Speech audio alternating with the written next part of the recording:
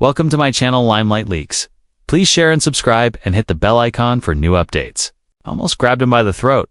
I was so excited and had to calm myself down because I really wanted to make this happen. Hugh Laurie's story is amazing. He went from being a funny guy in British comedy shows to becoming a famous dramatic actor who even got nominated for Emmy Awards. This British guy who made people laugh as a silly character named Bertie Wooster completely changed himself. He became the mean but smart Dr. Gregory House and became famous all over the world. He changed what American TV viewers thought a leading man should be like. His smart way of acting came from years of doing fancy British comedy. I've been doing this long enough that I could have become a real kidney doctor. I could have gotten the real medical degree, and here I am, 8 years later, still pretending to be one. He brought something really deep and special to medical TV shows. But under Hugh Laurie's nice public personality, he was actually very picky and demanding. He was trained as a serious actor and didn't like what he saw as American TV taking shortcuts, not caring enough. When he went from being in comedy groups to being the main star of a drama show, he had problems with other actors who couldn't keep up with his need to make everything perfect. These weren't just small fights between people who didn't like each other. These were big disagreements about how to act, how hard to work, and what actors should do when they're bringing complicated characters to life. Hugh Laurie didn't like certain actors because he was frustrated with people who seemed okay with being just average.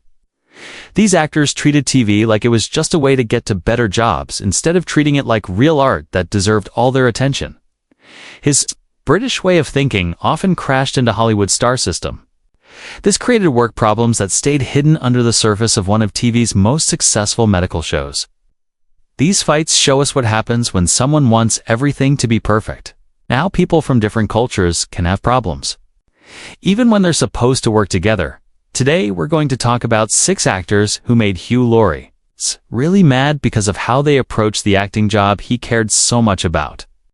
We'll also talk about work relationships that couldn't survive because he refused to give up his artistic vision. Robert Sean Leonard worked with Hugh Laurie on House for 8 seasons. Should have been like the perfect dramatic friendship on TV, but their relationship when the cameras weren't rolling got really bad.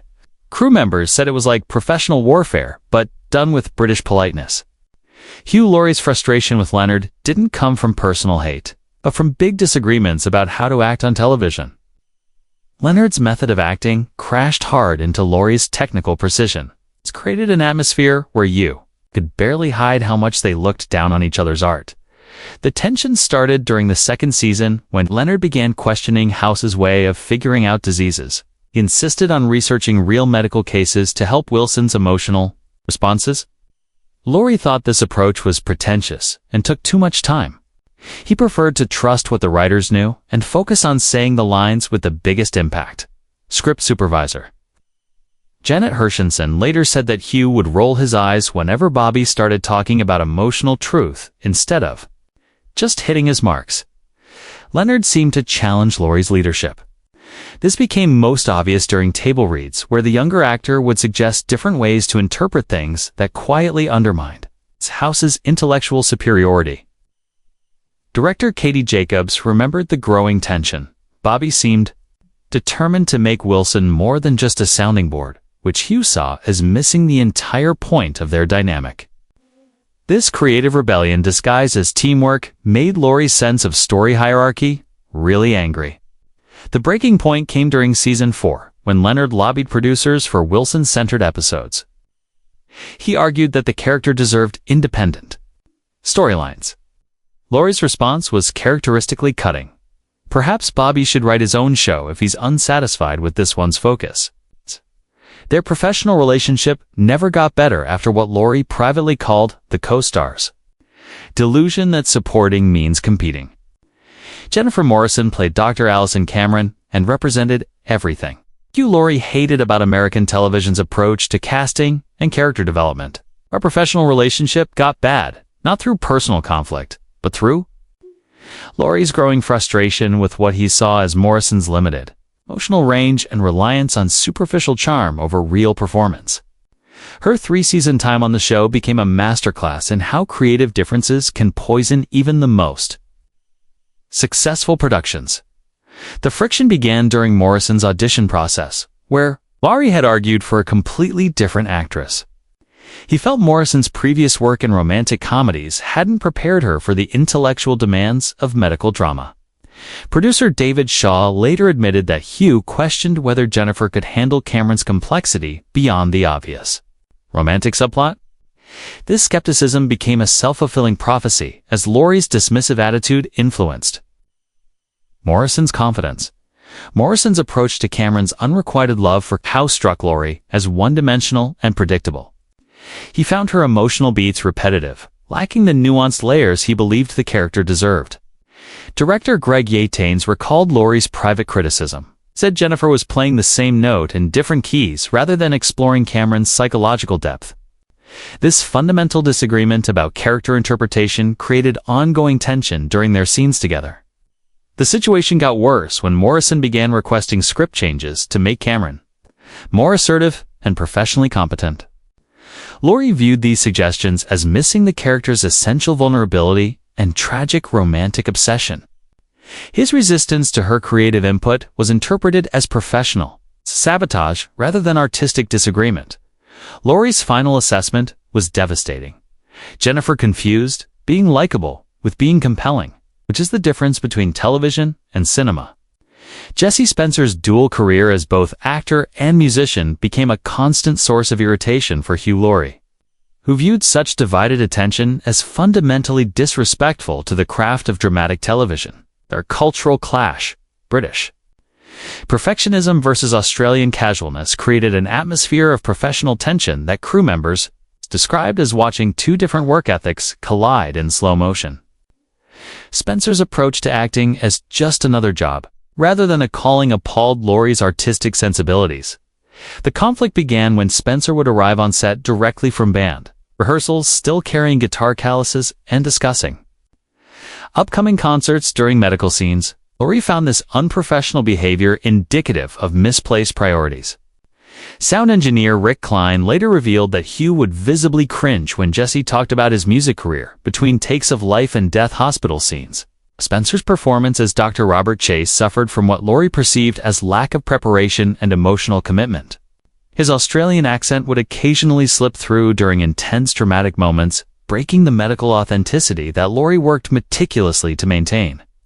Director David Straighton recalled Laurie's frustration. He said Jesse was treating Chase like a part-time job while expecting full-time recognition. The breaking point came during contract negotiations when Spencer used his music commitments to leverage better scheduling terms. Laurie interpreted this as holding the production hostage for a personal convenience. His response was characteristically sharp. Perhaps Jesse should decide whether he's an actor who plays music or a musician who occasionally acts. Their relationship never recovered from what Laurie saw as Spencer's fundamental misunderstanding of television's collaborative demands versus individual artistic pursuits. Omar Epps' portrayal of Dr. Eric Foreman created an unexpected cultural battleground between his urban American background and Hugh Laurie's classical British training. Their clash wasn't about race or background, but about fundamentally different approaches to dramatic authenticity. Laurie's frustration with EPs stemmed from what he perceived as the American actor's reliance on personal experience over technical skill, creating a professional tension that simmered throughout their collaboration. Epps' method acting approach involved extensive medical research and consultations with real neurologists to inform Foreman's diagnostic techniques. Approach both unnecessary and disruptive to the show's narrative flow. Producer Katie Jacobs later revealed that Hugh believed Omar was overcomplicating what should be straightforward, dramatic beats. This philosophical divide about preparation versus instinct has created ongoing friction during their scenes together. The tension escalated when EPs began improvising dialogue based on his medical research, adding technical terminology that Laurie felt undermined the show's accessibility. His background in hip-hop influenced films brought a naturalistic style that clashed with Laurie's more theatrical approach. Director Daniel Sackheim recalled the cultural disconnect. Omar would bring street authenticity, while Hugh demanded classical precision. Laurie's private assessment was brutally direct. Omar confused authenticity with autobiography, which is the difference between acting and therapy. Olivia Wilde's arrival on House as the enigmatic Dr. Remy, 13. Hadley should have injected fresh energy into the show's 4th season, but her collaboration with Hugh Laurie has quickly devolved into what industry insiders described as a masterclass in generational warfare. Wilde's approach to television as a launching pad for film, career ambitions clashed violently with Laurie's devotion to the medium as an art form worthy of complete commitment. The friction began immediately when Wilde negotiated clauses allowing her to pursue film projects during House hiatuses, something Laurie viewed as fundamentally disrespectful to ensemble television's collaborative demands. Her mysterious character backstory became secondary to what Laurie perceived as Wilde's transparent networking efforts with visiting directors and producers. Script coordinator Sarah Boyd later revealed that Hugh would watch Olivia working the room during breaks, and you could see his disgust building. Wilde's preparation style involved extensive character journals and backstory development that went far beyond the script's requirements. Laurie found this approach self-indulgent and time-consuming, preferring actors who could deliver compelling performances without elaborate personal preparation rituals. Their scenes together became exercises in professional tolerance rather than creative collaboration. The breaking point came when Wilde began declining publicity appearances for A.G. Keir to promote her film projects, forcing Laurie to shoulder additional promotional responsibilities. His response was characteristically cutting. Perhaps Olivia should inform the writers that 13 is too busy for diagnosis work. Their relationship never recovered from what Laurie saw as fundamental disrespect for television's collaborative nature. Stephen Fry's placement at the top of Hugh Laurie's hatred list represents the most painful professional relationship in the British actor's career, the dissolution of one of comedy's most celebrated partnerships into bitter artistic rivalry. Their friendship, forged at Cambridge and celebrated through a bit of Fry and Laurie, couldn't survive the competitive pressures of individual success and divergent, quote, career paths across two different entertainment cultures. The tension began when Fry publicly criticized American television as intellectually inferior to British programming, while Laurie was achieving unprecedented success with House. This perceived betrayal of their shared professional journey struck Laurie as both hypocritical and personally vindictive. Producer David Shore later revealed that Hugh felt Stephen was diminishing his greatest achievement out of professional jealousy disguised as artistic principle. The breaking point came during a 2010 interview where Fry suggested that Laurie had compromised his comedic genius for American commercial success. His public dismissal of 8 years of Emmy-nominated dramatic work destroyed their decades-long partnership. Laurie's response was devastatingly final. Stephen taught me that some friendships can't survive one person's success in areas the other person fears to attempt. Hugh Laurie's perfectionist standards and cultural expectations created inevitable conflicts with colleagues who couldn't match his artistic devotion.